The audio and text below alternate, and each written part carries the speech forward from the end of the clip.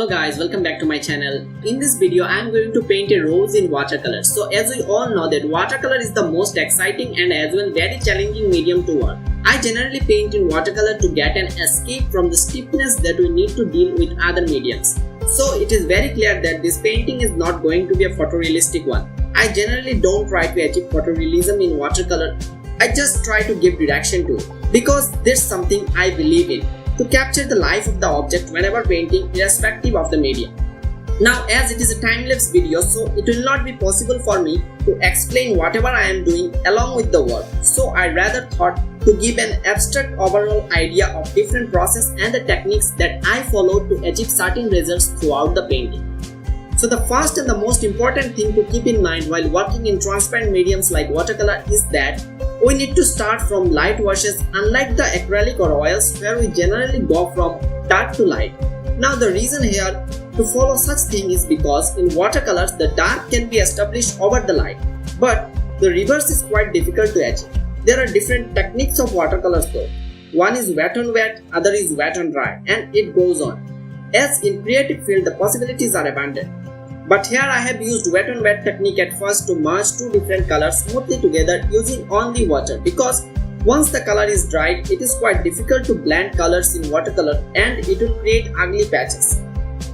It is not only that I have used wet on wet, I also used wet on dry to add some details once the base layer was dried.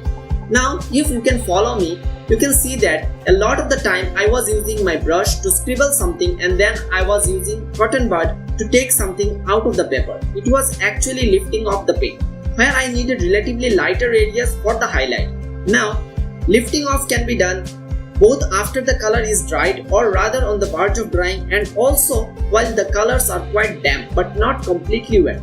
I find it more useful as it reduces the risk of damaging the paper, as sometimes we unknowingly use more pressure to lift off dried paint and it corrodes the tooth of the paper and we end up ruining our painting. So we should be careful about that. The other thing which is quite tricky to do in this painting is the petals of the flower. Now the rose petals are quite velvety. Though I mentioned I was not copying exactly, but I tried to keep the values and the colors as closer as possible as in my reference. And once the base shape and the folds of the petals were established, it was an easy task to add a few more details lightly and some highlighted areas to capture the effect of that velvety look. Now while working in details, most of us will have a tendency to use black to make the color dark.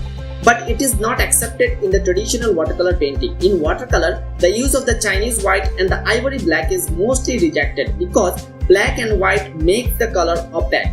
So you may be wondering, how did I paint the darkest dark in the details? Actually it was a mixture of Prussian blue and crimson lake which gives a color quite dark purplish.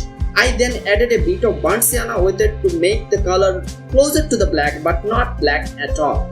I have used a light wash of crimson lake and yellow ochre to paint the background so that it has a resemblance with the subject. So that's it for now. If you like my work, then please let me know in the comment section below and also put your suggestions to encourage and improve the quality of my works. See you in my next video. Till then, take care. Hey guys, thanks a lot for watching. If you want to support my work, then please do like, comment and share my works, and also don't forget to subscribe to my channel and hit the bell icon, which is very important so that you get notified as soon as I post a new video.